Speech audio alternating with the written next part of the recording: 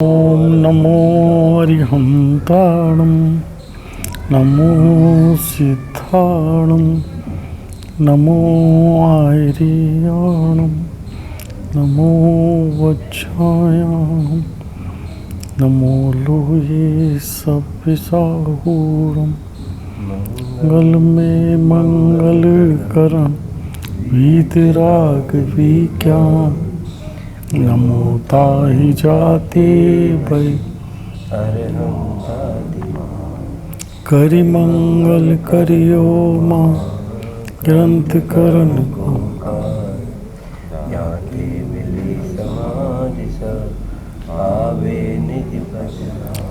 रम्यूण चिरम वीरम अनंत वर्णान दर्शन सावम वोच्छामिनीयं सारं केवली शुद्ध केवली भरितम तीन भुवन में सार वीतराग विज्ञानता शिव स्वरूप शिव का नमो त्रियोग समारी नमो अर्यंत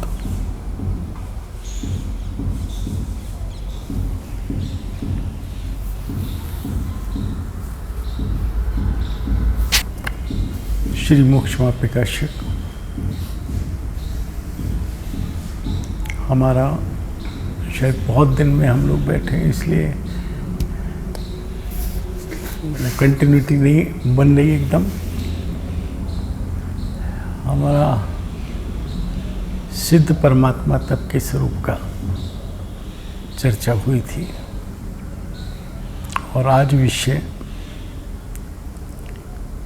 आचार्य उपाध्याय साधु के सामान्य श्लोक है। इसमें तीन कहने की कोई आवश्यकता नहीं है, तीनों साधु हैं बराबर। कोई छोटे बड़े की यहाँ बात नहीं है, यहाँ उन गुणों की उन विशेषताओं की चर्चा है जो तीनों में संयुक्त रूप से पाई जाती है, जो तीनों के सामान्य गुण हैं। विशेष की चर्चा अलग से आचार्य में क्या है, उपाध्याय में क्या है, साधु में क्या है, वो आगे चर्चा का विषय है। फिर से हमने अरहंत के स्वरूप का विचार किया, सिद्ध के स्वरूप को ध्याया। अब हम आचार्य उपाध्याय साधु के स्वरूप का अवलोकन करते हैं। तीन शब्द आए ना, तो हमने क्या किया, हमने व्हाट वी गेन, हमने गेन क्या किया सुधीर भैया, हमने क्या प्राप्त किया। मैं वही पूछ रहा हूं, अपने शब्द के ऊपर मोहर नहीं लगवा रहा हूं। हमने क्या प्राप्त किया कमलेश जी, हमने क्या प्राप्त किया। अभी कुछ नहीं किया है, हमने एक प्रोसेस जाना। हमने 6 बातें कही थी। जब हम किसी के स्वरूप का चिंतन करते हैं तो उसके स्वरूप में 6 बातों पे हम विचार करते हैं। ये बात आई थी ना, कई 2-3 बार आई है। नंबर 1, जिसके स्वरूप का चिंतन करते हैं वैसा कैसे बनते हैं। मान लो अरहंत के स्वरूप, तो अरहंत कैसे बनते हैं, एक प्रोसेस। दूसरा, अरहंत बनने पर हमें क्या मिलता है, या जो अरहंत बने उन्हें क्या मिला। तीसरा, अरहंत बनने पर उनमें से क्या गया। 3, चौथा, उनका बाह्य स्वरूप कैसा होता है, अंतरंग स्वरूप कैसा होता है। और सबसे इम्पोर्टेंट बात, मैं उन्हें नमस्कार क्यों करूं, मेरा प्रयोजन क्या है, किसके लिए मैं उनको नमस्कार करूं। कि सब इंद्र गणधर आदि महंत पुरुष भी उनको वंदन करते, वो करते रहो। मेरा प्रश्न है कि मैं वंदन क्यों करूं, मेरा क्या हित है। या तो मेरा और गणधर का हित एक जैसा हो जाए तो कोई आपत्ति नहीं, वो भी करे मैं भी करूं, कोई दिक्कत नहीं। इसी तरह सिद्ध के स्वरूप की चर्चा हुई। तो हमने अगर महीने सवा महीने में ये दो स्वरूप आपस में अच्छे से चर्चा करने के बाद, मंथन करने के बाद, अगर हमने ये संकल्प भी नहीं लिया कि मैं निकट भविष्य में अरहंत और सिद्ध होने वाला हूं, भव्य की बात नहीं है, भव की, उसे तो बाहर छोड़ाओ मंदिर से घुसने से पहले। मुझे अरहंत होना है, मैं अरहंत होऊंगा, मैं सिद्ध होऊंगा, ये अर्घ समर्पित करके प्रभु निज गुण का अर्घ बनाऊंगा और निश्चित तेरे सदृश प्रभु अरहंत अवस्था पाऊंगा। ये सिद्ध मेरा स्वरूप है, मुझे कहीं बाहर से नहीं लाना है, ये मेरी आत्मा की अवस्था है, जो है उसे प्रकट करना है। एक विडंबना देखो, अनादि से मिथ्या दृष्टि हो, सम्यक दृष्टि हो, मुनिराज भगवंत हो, अरहंत हो, सिद्ध हो, कोई पर का क्षण मात्र, अंश मात्र, एक अंश भी कुछ कर ही नहीं सकते, कर ही नहीं सकते। ऐसा नहीं कि वो कोशिश नहीं करे, वो कर ही नहीं सकते, सामर्थ्य ही नहीं है। और जिसकी सामर्थ्य नहीं है, मैं अनादि से उसको वैसा करने का प्रयास कर रहा हूं, और जिसकी लोहड़िया जी मेरे में सामर्थ्य है, पूर्ण शक्ति है, उस पे कभी एक क्षण के लिए प्रयास किया नहीं है। मेरा जो स्वभाव है अरहंत सिद्ध स्वरूप, उसे मैं, जो मेरा स्वभाव है, कहीं से लाना नहीं है, उसे प्राप्त करने का मैंने प्रयास नहीं किया है। मुझे उसका प्रोसेस नहीं मालूम है, how to move in this direction, how to move, ये मुझे पता नहीं है। जो आगे बढ़े हैं उन पर मैंने उस जाति की श्रद्धा नहीं की है, जो उस मार्ग पे आरूढ़ हैं उनके चरणों को मैंने कभी छू करके वैसा बनने का प्रयास नहीं किया है। सेवा नहीं की शब्द है ना समय सार में, सेवा नहीं की, सेवा का मतलब पैर दाबना नहीं, उनके वचनों को सुनकर अवधारण करना, वैसा परिणमित होना, वो किया नहीं है। मैं अनादि से क्या करता रहा, जैसा है वैसा तो मानता नहीं, और जैसा मानता हूं वैसा होता नहीं। ये दो जगह आया, इनमें से कोई एक काम हो जाए, या तो जैसा है वैसा मैं मान लूं तो मेरा कार्य हो जाए, जो दशा है वो व्यक्त रूप से प्रकट हो जाए, या जैसा मैं मानता हूं वैसा हो जाए तो भी हो जाए। वो हो नहीं सकता। 306 पेज पे इस बात को बहुत अच्छे से कहा है, 9वें अधिकार के शुरू में दूसरे पेज पे कहा है। तो यहां पर हम ये दो करने के बाद ये संकल्प तो कम से कम लिया या नहीं लिया, अपने मन में विचारे, मुझे कोई प्रश्न उत्तर नहीं है इस विषय में कि मुझे निकट में भव्य हूं अभव्य हूं, इसका प्रश्न ही नहीं है। मैं अरहंत होने वाला हूं या नहीं, मैं सिद्ध होने वाला हूं या नहीं, मैं बीच की बात नहीं। अब तो अगर मेरे मन में ये विश्वास जग गया है कि मुझे अरहंत और दशा सिद्ध दशा प्रकट करनी ही है, तो what is the process, how to move. तो कहते हैं कि एक निर्गंथ मुनिराज की दशा से ग्रहण करने से वो प्रोसेस शुरू होगा। वो सब तो आ जाएगा, वो नियम रूप नहीं है कि पहले सम्यक दर्शन हो, फिर व्रति हो, फिर मुनि हो, वो नियम नहीं है। लेकिन मुनि होने का नियम है।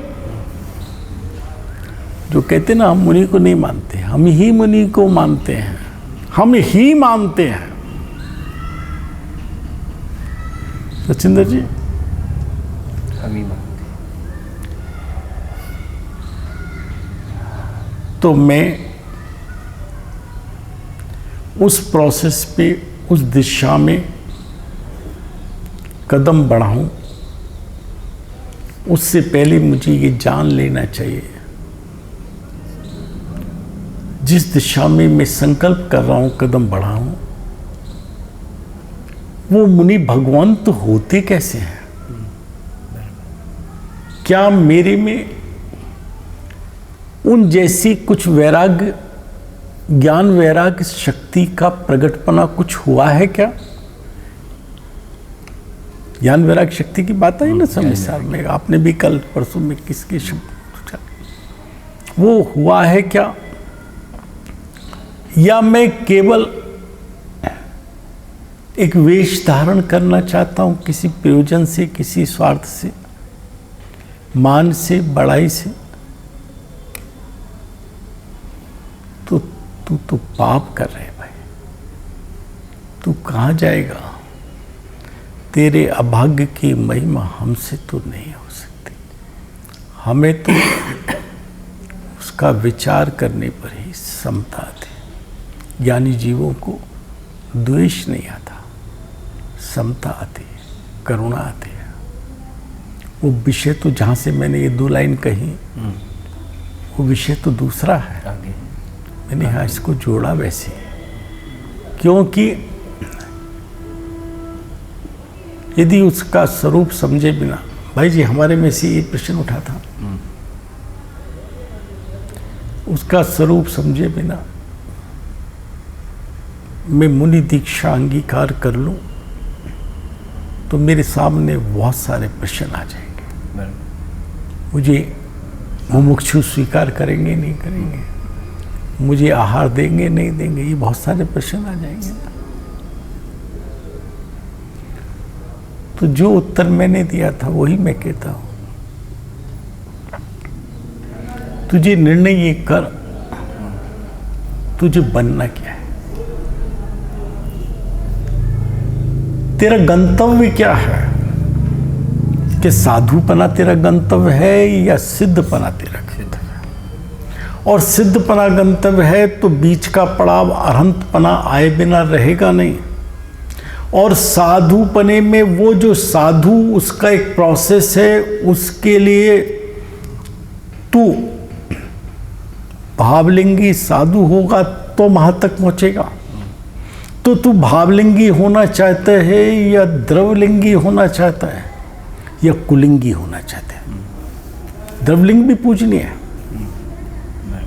क्योंकि द्रवलिंग के बिना भावलिंग नहीं होता। पहले द्रवलिंग होता है, फिर भावलिंग होता है। और प्रत्येक भावलिंगी द्रवलिंग तो बाह्य में नियम से होता है। द्रवलिंगी हो, भावलिंगी हो या ना हो, ये नियम नहीं है। वो सच्चा साधु है या नहीं, ये बात प्रश्न नहीं कहा मैंने। द्रवलिंग पूरा हो, 7वें अधिकार में 2 पारा है, वो मान नहीं करता, कषाय नहीं करता, क्रोध नहीं करता, स्वर्ग आदि का लोभ नहीं है, किसी तरह की मान बढ़ाई का उसको वो नहीं है।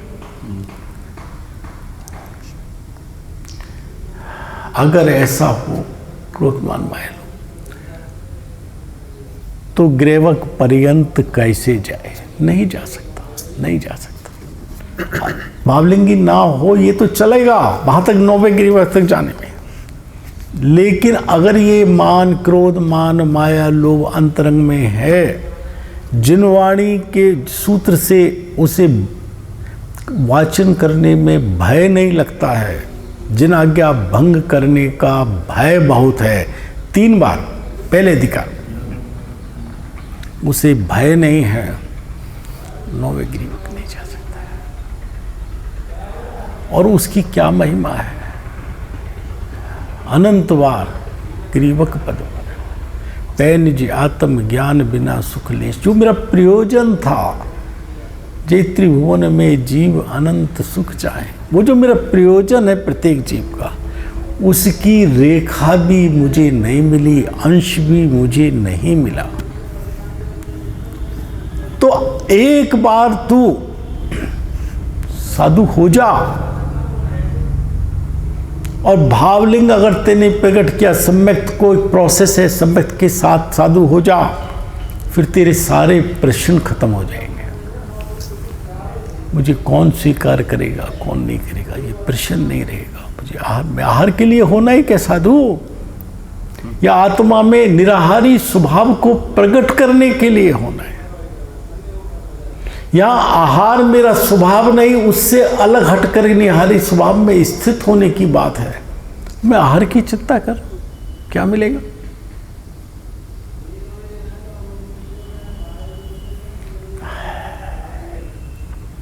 तो हम यहां पर साधु का प्रोसेस जो तीनों का है, क्रिकेट की टीम में जितने खिलाड़ी हैं, नाम कैप्टन हो, वाइस कैप्टन हो, विकेट कीपर हो, बॉलर हो, फील्डर हो, लेकिन सब खिलाड़ी हैं, कुछ गुण सब में एक से होते हैं। खेल के मैदान में वो सब खिलाड़ी हैं। जब मैनेजमेंट की बात आती है तो वो कैप्टन है, कौन बॉलर करेगा, कौन बैटिंग करेगा वो बताएगा, कौन कहाँ खड़ा होगा वो बताएगा, लेकिन वैसे सब के सब खिलाड़ी हैं। और इसीलिए चत्तारि लोकोत्तमा, चत्तारि मंगलम, तीन में पांचों को समाहित कर दिया है। अरहंत मंगलम, सिद्धा मंगलम, साहु मंगलम, साधु सब। और एक बात ये भी आई ना पंडित जी, काड़िया जी भाई सब, जब आचार्य भगवंत को भी श्रेणी मानने की इतना उग्र पुरुषार्थ प्रकट होगा, या समाधि का काल आएगा, तो वो आचार्यत्व के भार को छोड़ देंगे। पूरा भगवती आराधना में इस बात की चर्चा की, आचार्यत्व के भार को। भारिल जी मेरे यहाँ कई कई दिन आके हम दोनों की बहुत लंबी चर्चा होती, 3-3 दिन लगातार चर्चा होती। यहाँ भी ना आए वो मंदिर, घर पे बस वो, मैं और बाई, एक सोने वाला भी चाहिए ना, आपने कहा एक सोने वाली बाई। तो हम कह देते भारिल जी से, उन्हीं किसके 2.5 लोग बैठे हैं, आधी हैं, हम 2 बीच में जग जाती है, बात कर लेते हैं। हाँ। तो उन्होंने वो कहा, जिनके सर पे भार वो डूबे मझधार, हम तो उतरे पार झोंक भार को भाड़ में। तो आचार्य देव ने उस भार को, जो उनके ऊपर उठने में, ऊर्ध्वगमन स्वभाव की प्रकटता में, जिसकी सिद्ध दशा में चर्चा हुई, एक रुकावट था, सीढ़ी मारने में रुकावट था, उस भार को उतार फेंका। ऐसा नहीं कि संघ को अनाथ किया हो, बरसों से उनकी दृष्टि थी कि कौन इस पद को ले सकता है। और फिर अपनी समाधि मरण की यथासंभव दूसरे संघ में, यथासंभव अगर आयु पूर्ण हो रही है तो वहीं तत्काल, वरना बहुत से ऐसे कारण हैं कि वो क्षोभ नहीं करना चाहते संघ में। दूसरे संघ में जाकर एक साधारण मुनि की तरह से, जो अंतिम दीक्षा लेने वाला मुनि है, उसको भी वंदन करते हुए वहाँ पहुँच जाते हैं वो, जबकि वहाँ के आचार्य जानते हैं ये महान आचार्य। और ये एडमिनिस्ट्रेशन है भाई, ये सीखना। जोड़े जी पूरे फैक्ट्री चलाओ या संस्था चलाओ, मुनि संघ के एडमिनिस्ट्रेशन से एडमिनिस्ट्रेशन सीख लो। वो संघ उन पे निगाह रखता है 3 दिन, उनकी एक एक प्रवृत्ति को देखता है। ये ईर्ष्या सम्मति पूर्वक चलते हैं, आदान निक्षेपण सम्मति करते हैं, नहीं करते हैं, उद्दिष्ट आहार लेते हैं, नहीं लेते हैं, किस तरह करते हैं, इनके मुख मुद्रा कैसी होती है, ये कैसे वचन निकलते हैं, ये कैसे आचार्य उपाध्याय दूसरे साधुओं को वंदन करते हैं, कैसे बैठते हैं, कैसे मलमूत्र का क्षेपण करते हैं। वो एक पूरा सिस्टम से आचार्य पे पहुंचते हैं। और आचार्य भी ये नहीं कह देते कि इतना बड़ा आचार्य आ रहा है, चलो हम इसकी समाधि करेंगे। क्या हुआ भैया, करने दो जो करना, कुछ नहीं, उधर ध्यान। ये मंदिर है सबके लिए खुला। वो संघ के सब लोगों को बैठाते हैं, ये एडमिनिस्ट्रेशन है। ये आए हैं वैसे महाआचार्य, हमारे यहाँ पर समाधि के उद्देश्य को लेकर आए। क्या हम इनकी निर्विघ्न समाधि करा सकते हैं? क्योंकि कम से कम 2 ज़्यादा से ज़्यादा 48 मुनिराज इस कार्य के अंदर लगते हैं निर्यापक बन के। खुद निर्यापकाचार्य के महामुख्य निर्यापकाचार्य के रूप में आचार्य देव उनकी वैयावृत्ति करते हैं। यहाँ तक होता है सचिन जी, जो उनके आवश्यक कहे जाते हैं सामायिक आदि, उसे भी इग्नोर कर देते हैं। उसमें वो प्रत्यक्ष सामायिक हो रहे, ये प्रत्यक्ष हो रहे हैं, उसे इग्नोर कर देते हैं कि भैया व्रत करते हैं, बीच में नहीं डूबने देते, उसे छोड़ते नहीं है उसको। पहले संग से सलाह करके ये निर्णय करते हैं हम करा सकते हैं नहीं, और उसे वचन देने के बाद फिर उस कार्य में जुटते हैं। कौन क्या करेगा, ड्यूटी पड़ती है। कौन इतने घंटे सुरक्षा की जिम्मेदारी लेगा, संबोधन की जिम्मेदारी लेगा, भैया व्रत की लेगा, भोजनपान की लेगा, संस्तर की लेगा, कौन शोधन की जिम्मेदारी लेगा, और उसके बाद उनकी निर्विघ्न समाधि आती। तो वो छोड़ने के बाद, वो पद छोड़ने के बाद झोंक भार को भाड़ में वो निर्भर हो गए। कोई ऐसा नहीं है कि वहाँ पे इस बात के लिए क्यों लगा हुआ है मुनिराजों का कि ये आचार्य पद हमें मिलना चाहिए था, गर्दर तो हमें होना था। मारीच का जीव को यही तो भाव आया था, उसे बना दिया। क्या नाम था, गोसाली, क्या मंखली गोसाल, उसको बना दिया। हमें होना चाहिए था। किसी के मन में, मुनिराज के में ये भाव नहीं आता कि मुझे आचार्य। एक तरफ भाव नहीं आता, दूसरी तरफ अगर गुरु की आज्ञा हुई है तो अस्वीकृति का शब्द और भाव नहीं होता, न शब्द से न मन। जो आज्ञा हुई है वो करेंगे। जो गुरुदेव ने कहा है वो बिल्कुल ठीक कहा है, बस इतनी बात है। वो संग का भाव ले लेते हैं और उतर करके वो आचार्य उसका वंदन करते हैं पद छोड़कर, उस मुनिराज का। क्योंकि अब निर्भर हो गए हैं, अब उठने के लिए कोई दिक्कत नहीं रह गई। ऐसा साधु का स्वरूप है, जहां कोई मान बढ़ाई के लिए पद ग्रहण की बात नहीं है। इसे लेते थोड़ी देर।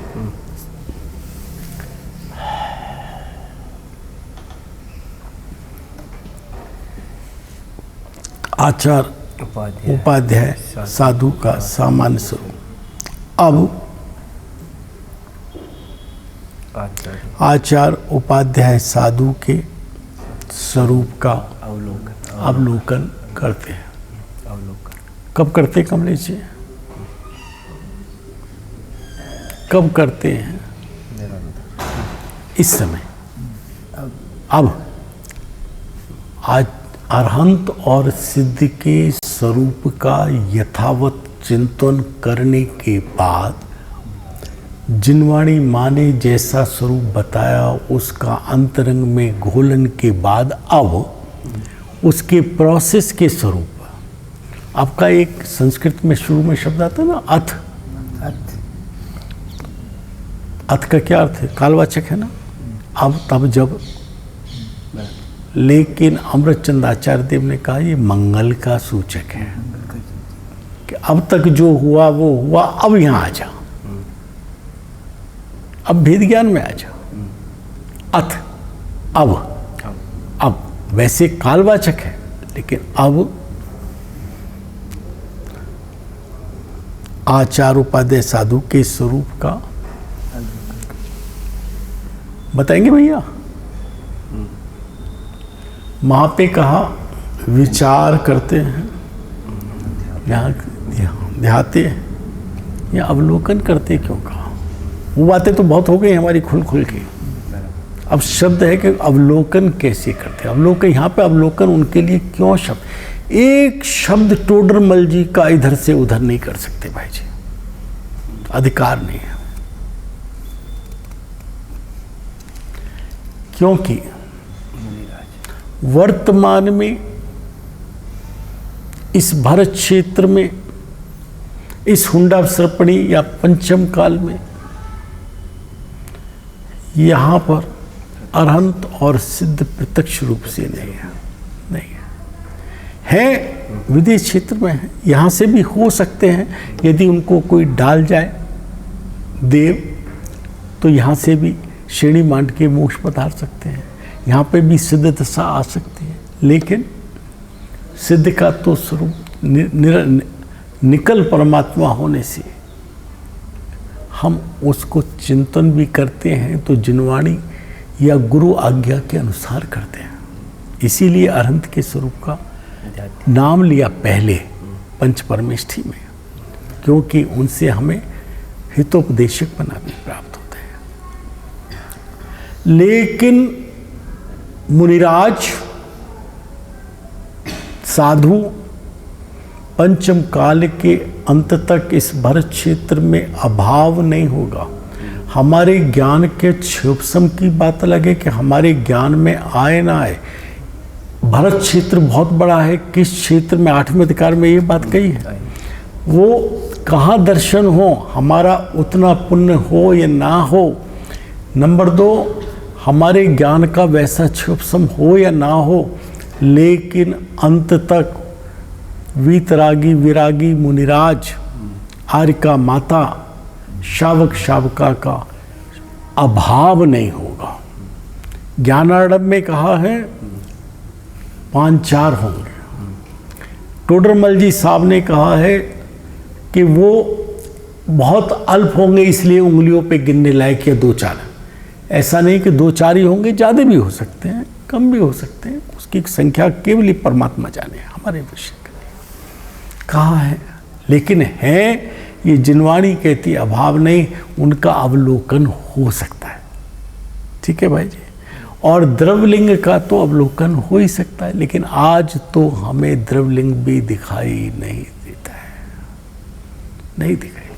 क्यों पढ़िए दीपक भाई, द्रवलिंग भी दिखाई नहीं देता है। मैं जब बच्चे मुझसे पूछते हैं, जब मैं पढ़ाता हूँ, तो ताऊ जी यहाँ भी मंगलायतन में आते हैं, हम उनको वंदन करें ना करें। मैंने बेटा आज पूछ लो, आज के बाद ना ताऊ जी से पूछना, ना लोहाड़िया जी से पूछना, ना सुधीर जी से पूछना, ना विद्वान से पूछना, ना सचिंदर जी से, जिनवाणी माँ से पूछना, हमसे नहीं। हमें हो सकता है कि हमें लगता हो कि चश्मा लगाना ठीक है, तो हम यही कहेंगे चश्मा लगा सकता है, पूछ लो, नमस्कार कर लो। इनको लगेगा कि नहीं, तो ये कहेंगे नहीं करो।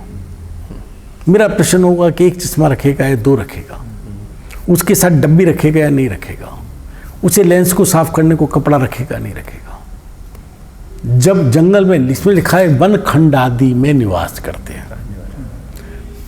तो सबसे पहली तो शर्त होगी ना वन खंड आदि। पहला मुनि ये इसका द्रवलिंग सत्य है, सच्चा है कि नहीं, आया कहाँ से है, शहर के बीच में से आया है। इसमें लिखा है जब शहर के नगर के छठे में निकट रहने का ही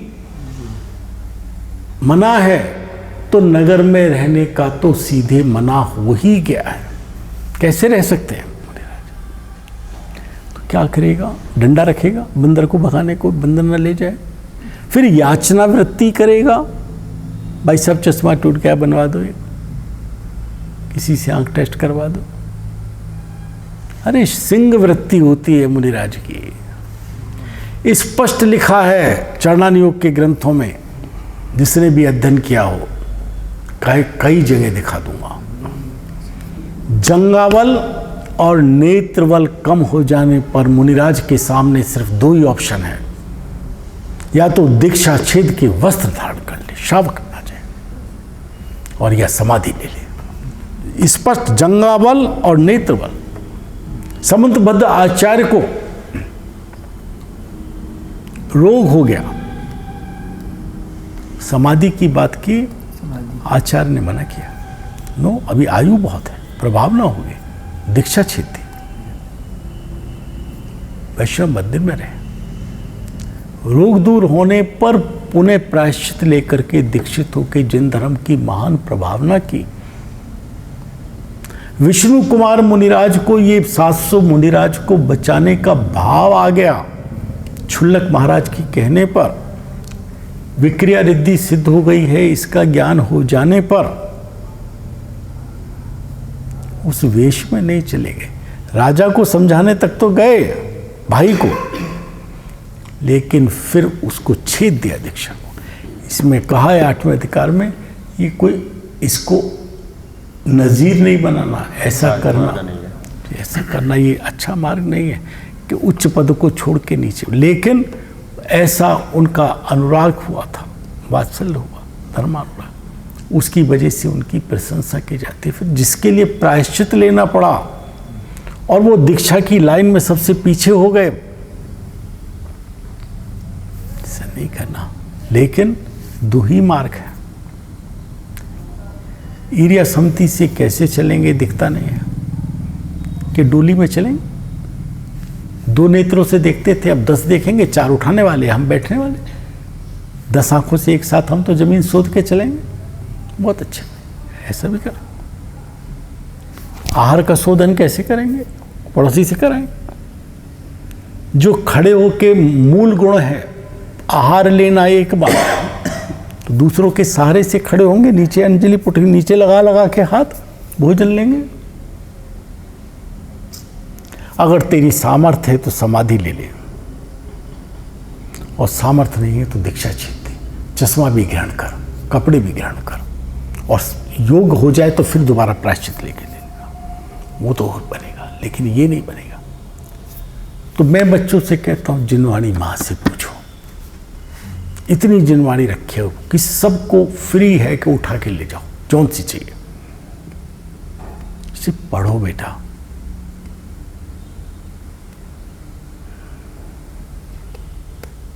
जिनवाणी माँ ने कोई कसर नहीं छोड़ी है, वो तुम्हारे साथ धोखा नहीं करेगी। हमारे वचन में, कहने में कहीं दोष आ सकता है। हालांकि हम ये प्रतिज्ञा करके बैठते हैं, जितने भी भाई हमारे विद्वान बैठते हैं यहाँ पर, वो ये प्रतिज्ञा करके बैठते हैं मंगलाचरण के रूप में कि हम अब जो कहेंगे वो जिनवाणी के अनुसार कहेंगे। एक एक शब्द जिनवाणी का होना चाहिए। मेरा इसमें कुछ नहीं है, हो सकती है स्खलन हो जाए, गलती हो जाए, जिनवाणी से पूछो कि हाँ मेरे वंदन करे ना करे। अगर वो इस पे सर्व साधु, सब साधुओं के लिए लिखा है नमस्कार मंत्र में, तो हम इनको क्यों ना करें? हम बिल्कुल सर्व साधु को नमस्कार करना है। वो साधु के उस ब्लॉक में आते हों, जो साधु की परिभाषा आचार्यों ने कही है, टोडरमल जी ने बताई है, उसके अंदर आते हो तो नमस्कार करोगे। हमारे यहाँ वो शुद्धि को नमस्कार, वो कोई भी हो उसको नमस्कार। और जो उस वेश में नहीं आ रहा है, अगर नग्न भी है, मेरा एक प्रश्न था वैसे रात उठा कि जो उसे कड़वी तुम्बी का आहार दिया था मुनिराज को, तो वो उद्दिष्ट कहलाएगा नहीं कहलाएगा? मुझे रात उठा ये प्रश्न। मुनिराज के लिए उद्दिष्ट नहीं रहा वो, हाँ, क्योंकि उसने तो पाप बांधा, और मुनिराज तो अपने निर्वांछक और अनुद्दिष्ट। मुनिराज जो वो अपने लिए श्रावक बनाता है उसी को लेते ना। तो मुनिराज को ये तो ज्ञान में आया होगा कि श्रावक अपने लिए कड़वी तुम्बी का आहार नहीं बनाएगा अपने लिए। मुनिराज तो जो 3 शुद्धि बोल दी ना, आहार शुद्धि, मन शुद्धि, वचन शुद्धि, आहार जल शुद्ध है, उस वचन पे विश्वास करेंगे। और उनके ज्ञान गोचर ऐसा लगा कि भाई नहीं, ये तो ऐसा हो ही नहीं सकता, मेरे लिए बन गया, तो छोड़ के चले, छोड़ दे। ये उनके ज्ञान गोचर नहीं आया, तो भाई उपसर्ग मान या संत नहीं, उपसर्ग तो नहीं माना। उपसर्ग मानते तो आत्म ध्यान होता है, आहार छोड़ देते। वो तो जो तो अपने लिए बनाया, उसने चखा तो ही नहीं। नहीं, वो तो उनके लिए भाव का है ना, पूर्व भाव वो का। तो पूर्व में उन्होंने जानबूझ के कड़वी तुम्बी का आहार दिया था। नहीं, जो श्रावक ने जो आहार दिया वो सामान्यतः श्रावक जो आहार देगा तो वो अपने लिए बनाया। अपने, लेकिन वो जो उन मुनिराज को उन्होंने दिया कड़वी तुम्बिका, जिससे मुनिराज का शरीर पूरा हुआ। अच्छा, उसके लिए मैं उसका वहाँ उतना ही प्रश्न है, तो वो उनके लिए बना, तो वो उद्दिष्ट में आया है नहीं आया, मेरा सिर्फ इतना रात को मेरे मन में ये चला। श्रावक ने तो उद्देश्य पूर्वक बनाया, सामने तो मुनि के उद्देश्य पूर्वक बनाया। बनाया, लेकिन मुनिराज के ज्ञान गोचर नहीं अब हो पाया। अब ये जो ज्ञान गोचर की बात है, अब जितने हम चौके लगा रहे हैं, तो वहाँ भी हम बोल तो रहे हैं मन शुद्धि, वचन शुद्धि, काय शुद्धि, आहार शुद्धि, जल शुद्ध, फलाना शुद्ध, फलाना लेकिन वो ज्ञान गोचर हो रहा है उनके कि भाई ये मेरा 8 बजे आहार हो रहा है तो इसने 5 बजे से तैयारी की है। दूसरा कि भाई मेरे निमित्त से ही ये समिति, और वो मतलब छुपा हुआ नहीं है, ज्ञान गोचर तो हो रहा है, तो फिर भी वो उसे लें तो उचित नहीं है। चलो थोड़ा सा पढ़ लेते हैं। अब आचार्य उपाध्याय साधु के स्वरूप का अवलोकन करते हैं। कभी कभी ऐसा भाव आता है दीपक जी, मैं जंगलों में गया हूँ कर्नाटका के, मैं गया तो घूमने हूँ, कोई धर्म के लिए नहीं गया। बहुत बड़े बड़े सफारी हैं उनमें गया हूँ, लेकिन वहाँ भाव ही आता था इन जंगलों में शायद कोई मुनिराज के दर्शन हो जाए, सब भाव आता था, लेकिन मैं गया घूमने ही था। चलो स्वामी जी के बारे में भी यही कहा जाता है। अच्छा, गुरुदेव श्री जब कभी ऐसे वन वगैरह दिखता था हाँ, उल्लेख करते थे कि भाई यहाँ कोई भावलिंग। मुझे तो इतना, मैं वो है नेपाल की ब्रांच है कर्नाटका में, सफारी है, वहाँ पे टेंटों में रहना होता है, लाइट नहीं होती है, और हमारे लिए वो बिल्कुल शुद्ध आहार बनाते हैं। वो जैसे हमारी गाड़ी रुकी है, जो रुकने वो पूछते हैं आके आप क्या लेंगे, तो हम बताते हैं हम ये लेते हैं, तो हमारे लिए अलग छोटे बर्तन में अलग भोजन बनता है, वो अलग बात हो गई। और जीप में लेके जाते आप लाल कपड़ा या ऐसे कपड़े, सफ़ेद भी मना करते हैं, मिट्टी के रंग का या हरे रंग का जो पत्ते का कलर है, या मिट्टी के रंग का कपड़ा पहने। उनके गाइड साथ जाता जीप में, हाथियों के झुंड ये सब दिखाई देते थे वहाँ पर, और इतनी डिसिप्लिन। जीप आई है तो हाथी के बच्चे को हथनी और हाथी अपने बीच में ले लेंगे, घेरे में ले लेंगे, उसको साइड में नहीं रखेगा। इतनी डिसिप्लिन। वहाँ पे जंगल को देख के लगता था यहाँ भावलिंगी किसी संत के दर्शन हो सकते हैं, तो ऐसा अंदर से उमड़ता था, बहुत उमड़ता था। कहाँ ऐसा पुण्य है जो विरागी होकर अनंत के लिए कहा था, गृहस्थपना त्याग कर, क्या है सही, गृहस्थपना त्याग कर, गृहस्थपना त्याग कर। यहाँ पे कहा विरागी होकर। वहाँ पहली कंडीशन क्या थी, गृहस्थपना त्याग कर। गृहस्थपना अर्थात गृहस्थ संबंधी राग, वो तीनों जाति का हो सकता है, मिथ्यात्व वाला, एकत्व वाला, या चारित्र के दोष वाला, चौथे पांचवें गुण स्थान वाला, वो जितना है उसको त्याग कर। यहाँ पे है विरागी होकर। दो शब्द आते हैं, वीतरागी और विरागी। यहाँ पर उद्देश्य से वीतरागी ना लिखकर विरागी लिखा है। वीतरागी अरहंत परमात्मा 12वें गुण स्थान पे वीतरागी, लेकिन अगर कहीं कोई वीतरागी कहे तो दोष नहीं मान लेना, है ना। यहाँ टोडरमल जी ने अभी पूरी तरह राग का अभाव नहीं हुआ, एक चौकड़ी कषाय बाकी होती है, इसलिए उनकी बात करें विरागी होकर। अभी वीतरागी नहीं हुए, लेकिन अगर वीतरागी भी शब्द कहीं पढ़ने को मिले, कहीं बहुत से शास्त्रों में वीतरागी शब्द आता है, तो वो कोई उसे आप दोष नहीं मान लेना। बहुत से ऐसे शब्द हैं जिनका यहाँ ये अर्थ है, वहाँ पे वो अर्थ आता है। जैसे कल हम ले रहे थे बेटा बच्चों के साथ, इसी के अंदर परिणाम 3 तरह के, संकलेश, विशुद्ध और शुद्ध। तो विशुद्ध तो शुद्ध की भी उत्कृष्टता बताने के लिए भी आता है, विशेष रूप से शुद्ध। यहाँ पे शुभ के लिए है जो बंदी का कारण है। तो कहीं पर विशुद्ध वैसा प्रयोग हुआ हो तो उसे दोष नहीं मान लेना, और यहाँ पे शुभ के लिए लिया हो तो कोई दोष नहीं मान लेना। यहाँ सिर्फ भाव समझने का प्रयास करेंगे। जो विरागी होकर समस्त परिग्रह का त्याग करके, यहाँ पहले दिया है सर्वथा सर्व, पूरी तरह से विकारी भाव के लिए सर्वथा सर्व, सर्व ऑल टाइप नंबर्स, और सर्वथा क्वांटम, पूरी तरह से सर्व शुभ भाव हो या अशुभ भाव सभी को छोड़कर सर्वथा सर्व। यहां कहा समस्त परिग्रह, समस्त में कौन सा लेना, अंतरंग हो या उस परिग्रह के अंदर की आसक्ति बुद्धि भी परिग्रह, समान के बात नहीं है। मूल रूप से परिग्रह जिसे चारों ओर से ग्रहण करे। अग्नि के गुरुदेव श्री तप्त लोहे का गोले का उदाहरण देते हैं। बाल्टी में, जल की बाल्टी में डालें तो वो पानी किधर से पिएगा, चारों ओर से पिएगा।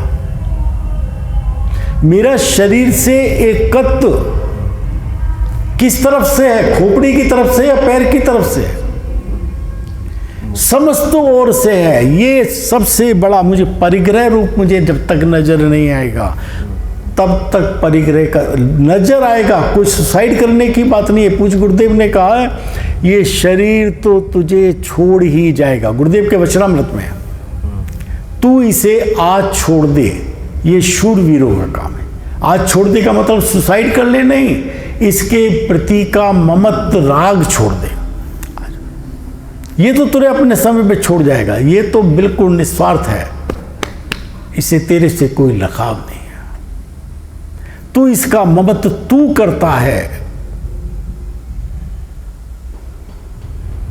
भूल एकमात्र जीव में है, किसी और द्रव्य में भूल नहीं है। जीव, अजीव संबंधी जीव की भूल, धर्म संबंधी जीव की, आश्रम संबंधी जीव की भूल, आकाश संबंधी जीव की भूल, मेरी भूल, मेरी भूल। भूल मैं करता हूं, वो नहीं करते। चारों द्रव्य तो बिल्कुल शुद्ध ही है ना, उनसे कोई मतलब नहीं है। और जो पुद्गल है वो परमाणु के रूप में शुद्ध है, और जो शुद्ध है या अशुद्ध है उसको ज्ञान नहीं है। उस नोट से राग मैं करता हूँ, उस नोट को खुद ये नहीं पता मैं कितने का नोट हूँ, उस कर्म को ये नहीं पता मैं कौन सा कर्म हूँ, किसके साथ बंधा हूँ, ये दोष मैं करता हूँ। तो जो प्रोसेस क्या अपनाएंगे, मुनि दीक्षा। मुनि दीक्षा का प्रोसेस क्या है, विरागी होकर उस समस्त राग को छोड़कर और समस्त परिग्रह का त्याग, परिग्रह को त्याग करके, परिग्रह चूंकि था, यहां राग तो कम ज्यादा चल रहा था, इसलिए विरागी होकर परिग्रह का त्याग करके अंतरंग परिग्रह और बाह्य परिग्रह, समस्त का कोई परिग्रह, कौन कौन सा परिग्रह हो सकता है, जिसे परिग्रह संज्ञा नहीं है, उसके अलावा केवल एक परिग्रह, शुद्धि का उपकरण कमंडलो, दया का उपकरण अहिंसा का पीछे, और किसी काल में ज्ञान का उपकरण शास्त्र एक हाथ में देखने में आ सकता है, इसलिए वो। और चौथा ये शरीर परिग्रह, जिसको वो खुद छोड़ नहीं सकते आयु कर्म के निमित्त से, ये परिग्रह। उसमें कहा है नियम सार में, पद्म परमबलधारी देव ने कई जगह पर, जिन्हें देह मात्र परिग्रह, इंद्रियों के विस्तार रहित, इंद्रियों के विस्तार रहित देह मात्र परिग्रह। परिग्रह में किस किस को लिया है 31 गाथा में, द्रव्य इंद्रियां, भाव इंद्रियां और इंद्रिय के विषयभूत पदार्थ। कौन कौन आ गए, 24 तीर्थंकर आ गए, गुरुदेव आ गए। ये मैंने जामनगर के स्वाध्याय में कह दिया। गुरुदेव का भी कह दिया और ये कह दिया। अब वो वहाँ पे कुछ लोग बैठे हुए थे, वो एक साहब बुजुर्ग उठ के चले गए हैं, सीधा उठ के चले गए। कितना बुरा लग गया। तो ठीक है, मुझे खुशी हुई कि कम से कम इनको गुरुदेव से इतना प्रेम तो है कि ये इतना भी सुनने को तैयार नहीं है। लेकिन विषय क्या? अरे ठीक है, विषय तो बैठते तो पूरा विषय मिलता उनको। तो कुछ विदेश के लोग थे, उन्होंने मुझसे कहा कि इसको आप एक्सप्लेन जरूर कर दीजिए साहब, कल के स्वाध्याय में करेंगे। तो वही जो हमने जिक्र किया था, जिसमें ज्ञान सो ज्ञानी, समय सार में तो निगोदिया से लेके सिद्ध तक ज्ञानी, जिसमें सम्यक ज्ञान सो ज्ञानी, बाकी सब अज्ञानी। तो चौथे गुण स्थान से लेकर सिद्ध तक ज्ञानी और द्रवलिंगी मुनिराज तक अज्ञानी, और पूर्ण ज्ञानी सो ज्ञानी, बाकी सब अज्ञानी। गणधर परमात्मा 63 लद्दी के धारक, उस भव से मोक्ष जाने वाले 4 ज्ञान मति श्रुत अवधि मन परिय के साथ 12 अंग की रचना अंतर मुहूर्त में कर देने की सामर्थ्य रखने वाले वो अज्ञानी, अरे गुरुदेव कहते पिल्ले की तरह बैठ के सुनते। पूर्ण ज्ञान की अपेक्षा उनको अज्ञानी कहा। तो जो गुरुदेव हैं, जो पंच परमेष्ठी हैं, उनके अंदर मेरा ज्ञान नहीं है तो मेरे लिए अनिंद्रिय, मेरे लिए पर हो गए। दूसरे का सोना मट्टी कह रहे हैं ना हम लोग, दूसरे का पैसा मेरा बना ले क्या? मट्टी है, पैसा तो है लेकिन मेरे प्रयोजन का नहीं है। अरहंत सिद्ध परमात्मा पंच परमेष्ठी गुरुदेव महान जीव नमस्कार के योग, लेकिन उनके ज्ञान से मेरा प्रयोजन सिद्ध नहीं होता तो मेरे लिए तो वो जड़ हैं, अजीब हैं, मैं जीव हूं, बाकी सब अजीब हैं मेरी अपेक्षा, और उनकी अपेक्षा मैं अजीब हूं। और ये बात मैं नहीं कह रहा हूं, 31वीं गाथा में गुरुदेव ने कही है, अपने लिए गुरुओं ने यही कहा है, पंच परमेष्ठी के लिए कहा है। आप सुनो तो सही भाई, उठ के जाओगे तो नहीं काम चलेगा। फिर भी मुझे खुशी है कि कम से कम ऐसे गुरुदेव के भक्त तो हैं जो इतनी नहीं सुनने को तैयार है, अच्छी बात है। विरागी होकर समस्त परिग्रह, क्या बच गया भैया? 3 मिनट और। समस्त परिग्रह का त्याग करके शुद्ध उपयोग रूप मुनि धर्म अंगीकार करके, वहां पे क्या लिखा था? मुनि धर्म अंगीकार करके, यहाँ क्या लिखा? शुद्ध उपयोग रूप मुनि धर्म, कोई अंतर नहीं है। क्योंकि मुनि धर्म कोई नग्न होने का, ये कोई मुनि धर्म नहीं है। धर्म मैंने बच्चों से पूछता हूं, अगर मैं थोड़ा सा बदलाव कर दूं टोडरमल जी के शब्दों में, मैं कहूं गृहस्थ धर्म छोड़कर मुनिपना अंगीकार करके, अरे धर्म तो प्रकट होता है, वृद्धि होती है, पूर्णता होती है, धर्म त्यागने की वस्तु होती ही नहीं है। जो पना है, राग है, वो छोड़ने की चीज है, विकार है वो छोड़ने की चीज है। वो शुद्ध उपयोग रूप है, जो 7वें गुण स्थान में जो 3 चौकड़ी कषाय के अभाव पूर्वक शुद्धि प्रकट हुई है, उसका नाम मुनि धर्म है। उस मुनि धर्म को ये मेरा है ऐसा अंगी, उसको ये मुझे हुआ है, ये धर्म है, यही धर्म है, बाकी धर्म नहीं है, वेश धर्म नहीं है। वरना 414 413 गाथा के अंदर क्यों ये कहते हैं कि जितना भी श्रावक लिंग और मुनि लिंग है उसको छोड़कर, 413 गाथा में क्यों कहा? छोड़, स्पष्ट कर दिया है। छोड़ने का मतलब नहीं है छोड़ देना, इसके अंदर जो तेरा ममत्व है, इस वेश को ही तू धर्म मान रहा है, ये वेश के तेरा कल्याण नहीं होगा, स्पष्ट कर दिया है पीछे। शुद्ध उपयोग रूप, वो शुद्ध उपयोग रूप मुनि धर्म जिस समय होगा उस समय द्रवलिंग नियम पूर्वक होगा ही। शुद्ध उपयोग के लिए ये जरूरी शर्त है। इसलिए शुद्ध उपयोग रूप मुनि धर्म अंगीकार करके अंतरंग में तो बस पढ़ते हैं शुद्धोपयोग द्वारा अपने को आपरूप अनुभव करते हैं। चले भैया, ये भगा देंगे, बहुत डांटेंगे, बहुत देर कर देंगे।